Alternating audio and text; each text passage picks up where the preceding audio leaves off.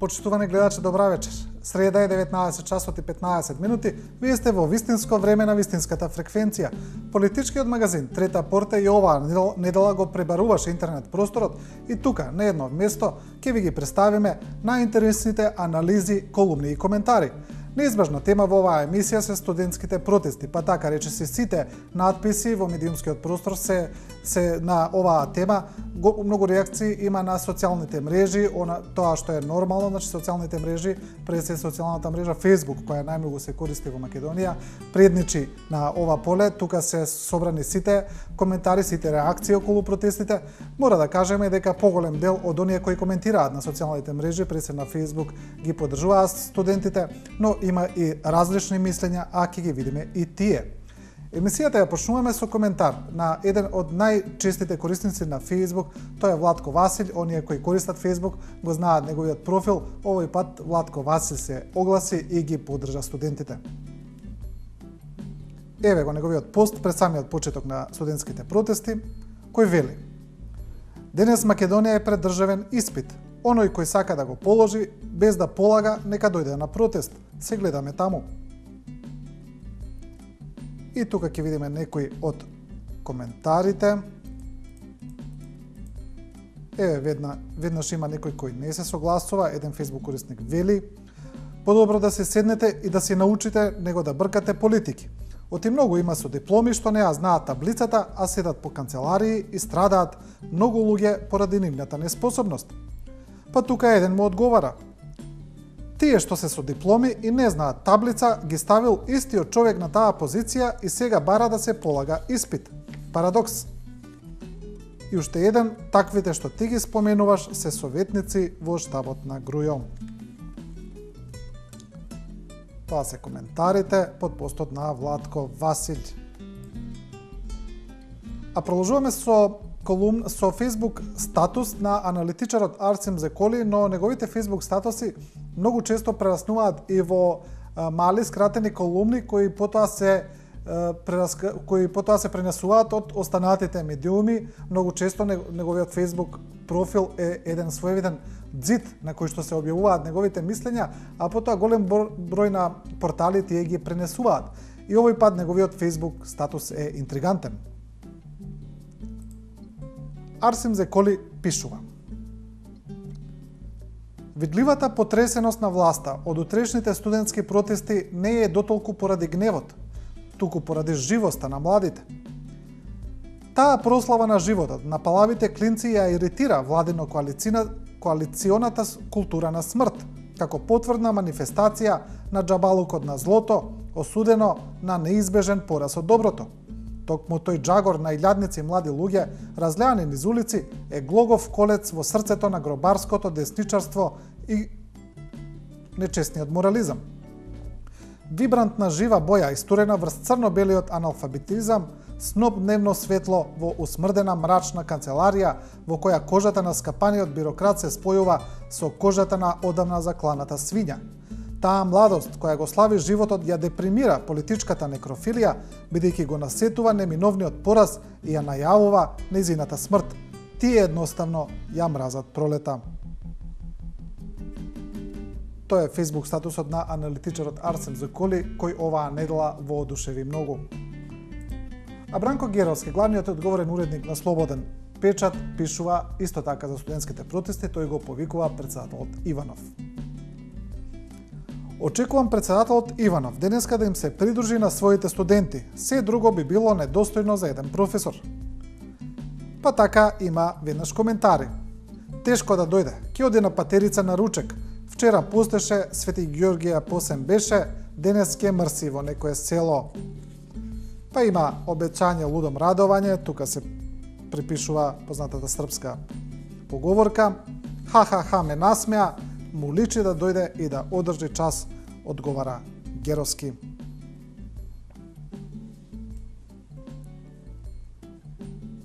Може слободно да се каже дека Facebook е преоптоварен со коментари за студентските протести, значи не се зборува ништо друго. Оние кои ги следат социјалните мрежи знаат дека се коментира на разни теми, но сега оваа тема апсолутно преовладува кај сите корисници. Продолжуваме со новинарот Жарко Настоски.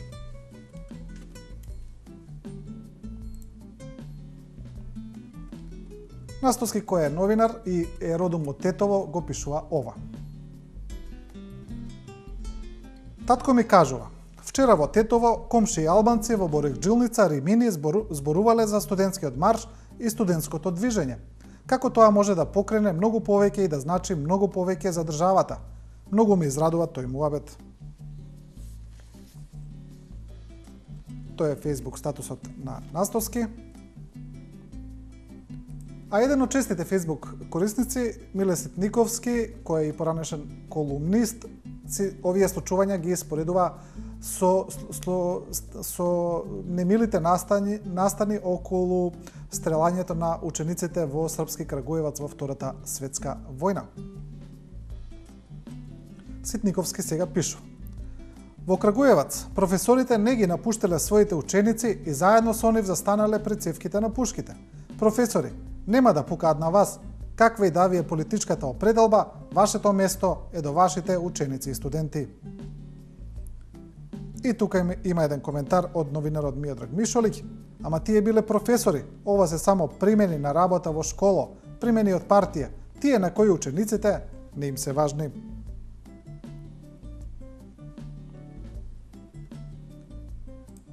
Продолжуваме со друг Facebook корисник кој ја пренесува сликата од почетокот на протестите. Оваа фотографија беше доста пренесувана, како што се вели со јазикот на социјалните мрежи, доста шерувана.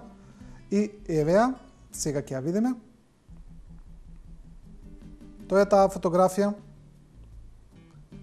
А коментарот е: ова се децата што созреваа во времето на Груевски. Има од што да се плаши.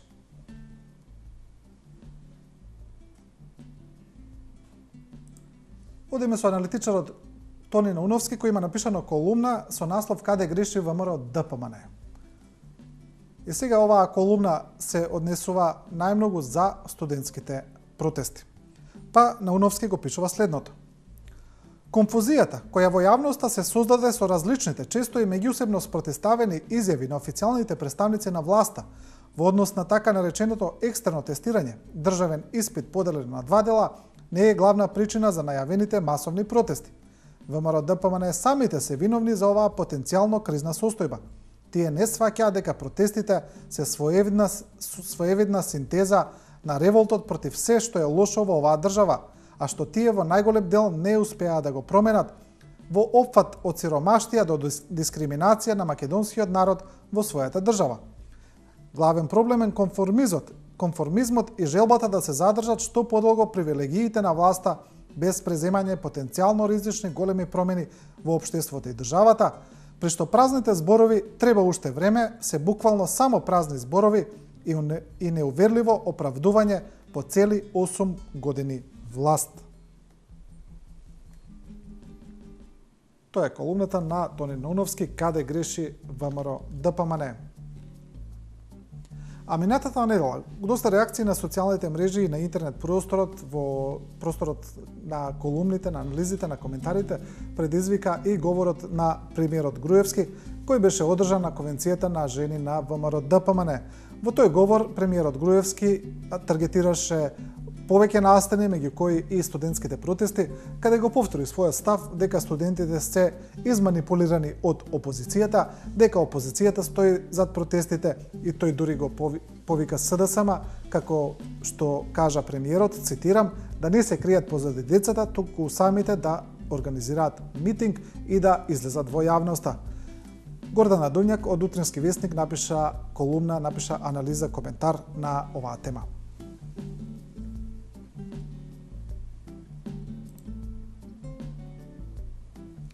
Дувњак пишува: Јазов стана голем канал, при тоа мислејќи на разликите помеѓу ВМРО ДПМН и СДСМ, а Дувњак вели тоа е особено по говорот на премиерот Груевски. Еве го делот и за студентите. Но не се задржи само на аферите потикнати од СДСМ и резултатите од последните избори. На успесите на сопствената партија за доброто на државата, току во ист кош ги стави и опозицијата и студентите.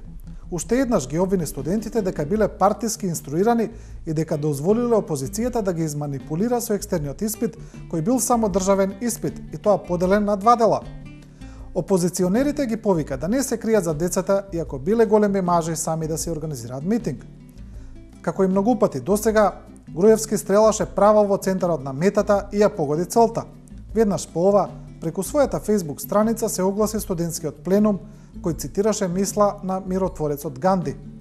Постојат луѓе што се борат и работат и оние што ја собираат славата за направеното, рекол своевремено големиот индиец и татко на ненасилниот отпор. Тоа е дел од колумната на Дувњак, од незиниот коментар, а ќе видиме и еден од поинтересните коментари под незината колумна. Еве еден читател на Утренски вели: не само нервоза, се чувствува и агресија, а кога ги фаќа ваква нервоза и агресивност, обавезно распишуваат избори. Се ми се чини дека за на пролет се подготвуваат да не стегнат нови избори, а причината ќе биде СДСМ, кои со невлегувањето во парламентот ја дестабилизирале во наводници државата. Нека се спрема СДСМ за избори уште сега, најпаметно ќе им биде. Ова можам слободно да кажам е еден од честите коментари на социјалните мрежи, а тоа е дека наскоро се подготвуваат избори и тоа се гледало од начинот на постапување на владеачките партии. Жарко Трајановски, експерт за човекови права и јавен работник,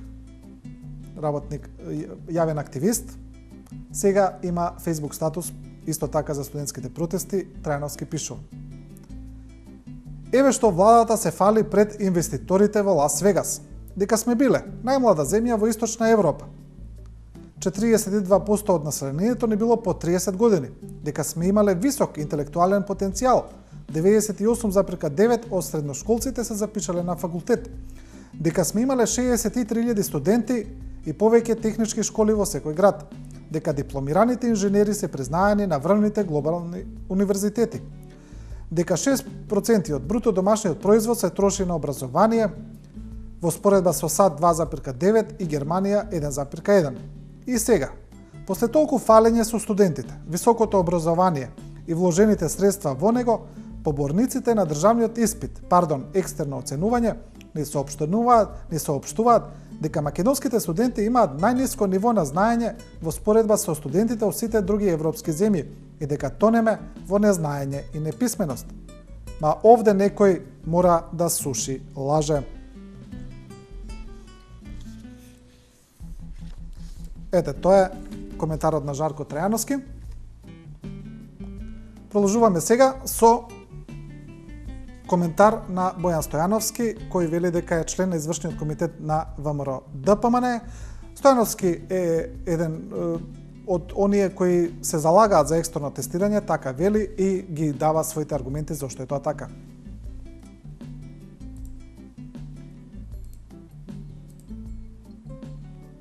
Државен испит е насловот, објавен на порталот Курир, и еве дел од писанието. Оваа идеја за воведување на државен испит и формирање на стандарди е оспорена од некој пленум кој најавува протестен марш против истиот. Се протестира, диктира, дискутира и канализира, но зошто? Што тој пленум кој води и се поставува како организатор на протестот ви понуди на вас како алтернатива ако се изборите за државниот испит да биде избришан? Ви чепнали некој во вашиот джеб? Ве загрозили вас од основа дека нема да го завршите вашето дообразување, вашиот факултет, ако вие и вашето знаење сте чисти и немате некоја црна дамка? Ве ограничували некој за тоа колку пати имате право да го полагате овој државен испит? Многу прашања на кои одговори нема. Нема ни да има, бидејќи нема кој да ги даде, одговорите никогаш не биле во преден план. Ете, тоа е мислењето на Бојан Стојановски, едноставно насловено државен испит. А Тимчо Муцунски, кој исто така колумнист, кој редовно пишува и се објавува на порталот Курир, повторно има колумна, сега таа е пренесена од повеќе медиуми. Тимчо Муцунски вели: студентите протестираат самите против себе.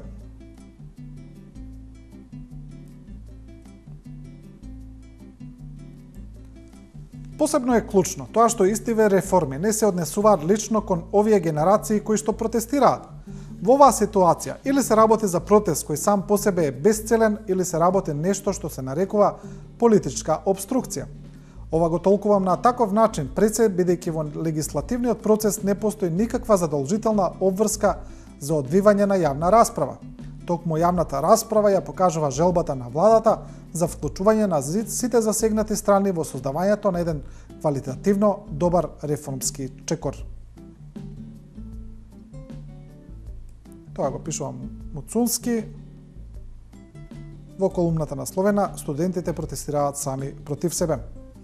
А една вечер, истата вечер пред да почнат студентските протести, значи синоќа, во јавноста излезе информација дека 2 бомби експлодирале блиску до полициски станици во Тетово и Куманово.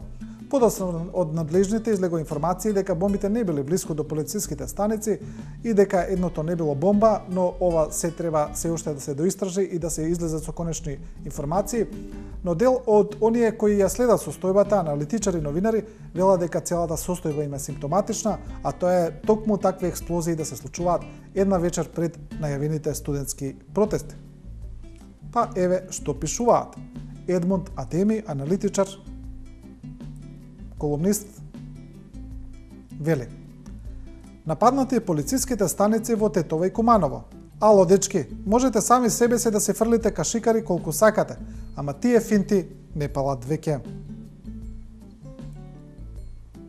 И тука ќе видиме дел од коментарите. Еден Facebook корисник вели: одвлекуваат внимание да се степаме и така одговараат спонтано да почне сеопшта тепачка. Тоа се значи главно коментарите на пишувањето на Едмунд Адеми. А главниот и одговорен уредник на Алсат, Мухамед Зекири, исто така има сличен надпис, а Зекири ова го споредува со најавената бомба на лидерот на СДСМ Зоран Заев, па напиша еден ироничен пост. Чекајќи го Заев да ја фрли бомбата, Груевски ја фрли 2 пред него.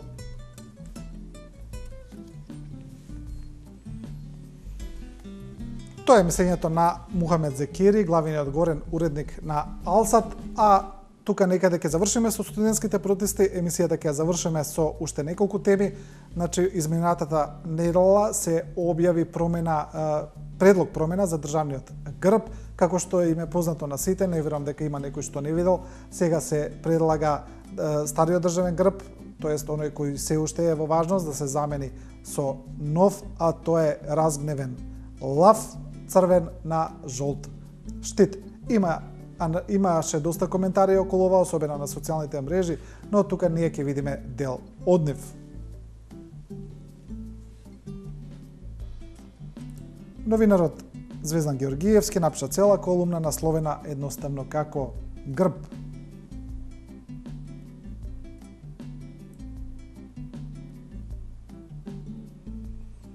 Тоа е прилично голема колумна, затоа не можеме цела да ја прочитаме и ќе видиме еден дел.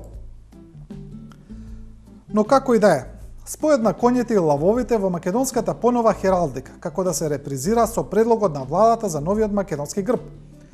Да ги оставиме на страна, иако никако не треба, начинот на кој што е избрано решението на новиот грб, без малку тајно и далеко од очите на јавноста. Мотивите зошто тоа се прави токму сега, а ги има многу. Идејното решение кое навистина посеќа на грбот на нашиот источен сосед. Небулозното образложение дека грбот бил копија на грбот на некогашниот Советски сојуз и низа други будалаштини направени околу оваа нова забава за измаченото население. Тогаш нема да можеме да се оттргнеме од впечатокот дека станува збор за аверс и реверс, но на она што Централниот комитет што решавало меѓу коњите и лавовите во некогашното ЦК. Едноставно, тогашните членови на ЦК замислувале дека се лаови што може да стават коњи онаму каде што не име место, а сегашните, по оваа аналогија, се коњи кои мислат дека знаат каде име на лавовите место. Тоа го пишува Звездан Георгиевски во колумната грб. А Стојан Андов, долгогодишен политичар, веќе во пензија, пишува редовни колуми за неделникот Фокус, сега напиша една нова. Јас мислам дека, не мислам, туку сум сигурен дека ова е прв пат што читаме колумна од господинот Андов во оваа емисија, тоест дел од колумна, а оваа неговата е насловена "Лажниот патриотизам води до трагични последици".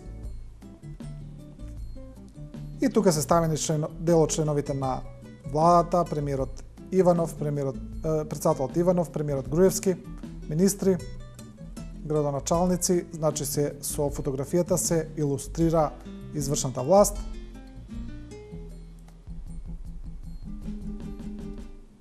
И еве дел од колумната на Андов.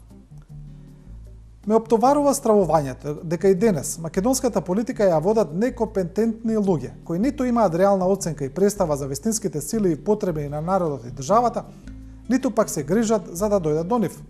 Имам впечаток дека со разни манипулации и идиотски конструкции, со лажен патриотизам, што го води народот во пораз, се настојува да се освои или да се одржи власта во оваа земја, што може да доведе до трагични последици. Тоа го пишува Стојан Андов, лажниот патриотизам води до трагични последици. А редовната колумна на Илија Димовски од ВМРО-ДПМН овој пат има доста интригантен наслов. Вели, некој се игра со огнот. Наднасловот е стратегија на отпор и омраза и тоа може слободно да се каже дека целата колумна е насочена кон делувањето на опозицијата, како и многу други колумни на господинот Димовски, најчесто е така. И ние ќе прочитаме дел од неа. Значи, тука не се зборува директно за студентските протести, но од овие редови кои ќе ги прочитаме, може да се навести дека се таргетира и тој настан. А тие креаторите, тие се тераат во свој филм и се надеваат дека нивниот крик на омраза ќе допре до луѓе, кои имаат причина да бидат лути и спрема себе и спрема сите останати. Но тоа се темели на целата стратегија, на отпор и омраза. Затоа се што е направено, изградено и подобрено не чини. Затоа не чини што се градат патишта. Затоа не чини што се изградија над 40 на училишта. Затоа не чини што се реконструира и реновира скоро сите болници. Затоа не чини што им се помага на сите категории на граѓани. Затоа не чини што се намали партиципацијата за факултетите, што се градат булевари и државни објекти, што се градат фабрики и се отвараат нови работни места. Нема ниту една работа што е направена, ниту една зграда или инфраструктурен објект што е изграден, ниту една мерка што е реализирана, а што добила поддршка и подкрепа од опозицијата и незините мегафони низ медиумите, се е црно, се нечени, тоа е нивната максима. Ете, тоа е дел од колумната на Илија Димовски, насловена "Некој си игра со огнот". И за на крај, Катерина Нешковска од Дневник има прилично интересна колумна. Таа вели "Мала бомба за владата, голема за граѓаните", но овој пат не се зборува за бомби политички, ниту на лидерот на опозицијата Зоран Заев, ниту на премиерот Груевски, туку се зборува за наплатата на долгови на стари сметки од страна на извршители за сметки кои се постари од една година, и Нешкова пишува дека владата мора да превземе да направи мерка во тој чекор, значи судиите да ги предупредат оние кои побаруваат такви сметки во случај кога се застарени и така да се заштитат граѓаните. Значи тука се пишува дека тоа не значи дека не треба да се плаќаат сметки, но тоа што е по закон да се почитува. Значи, ако законот е дека сметките застаруваат, тоа на суд да се каже. Затоа, покрај сите социјални мерки кои ги дочекавме од оваа влада, може би е време да дочекаме уште една промена, која нема да е социјална, но ќе биде многу блиско до тоа да направи законски измени, со кои странката пред нотар или суд ќе биде предупредена за застареност. Вистина е дека тој што пресудува, нотар или суд, или тој што наплаќа, извршител, не треба да фаќа страна и да действува во корист на едната страна. Но ако биде обврзан со закон да ја поучи странката на незините права, тогаш се е во ред. Утиво спротивно, односно така како што е сега, истите тие не се неутрални, туку ја држат страната на компаниите и ја користат немокта и незнаењето на граѓаните. А една законска измена со која тоа ќе се спречи би можела да биде една од арсеналот, мала бомба за владата, голема за граѓаните. Тоа го пишува Катерина Нешкова. И со оваа колумна го завршуваме ова издание на Трета порта. Оваа емисија беше целосно посветена, речиси целосно на студентските протести, на реакциите околу нив. Трета порта гледајте секоја среда во 19 часот и 15 минути и оваа недела ние напорно ќе работиме за следната да ви ги прикажеме најинтересните случувања од светот на интернетот. Не заборавајте, Трета порта не ви кажува како да размислувате, туку ви ја прикажува големата слика. А до тогаш останете и со програмата на 24 вести.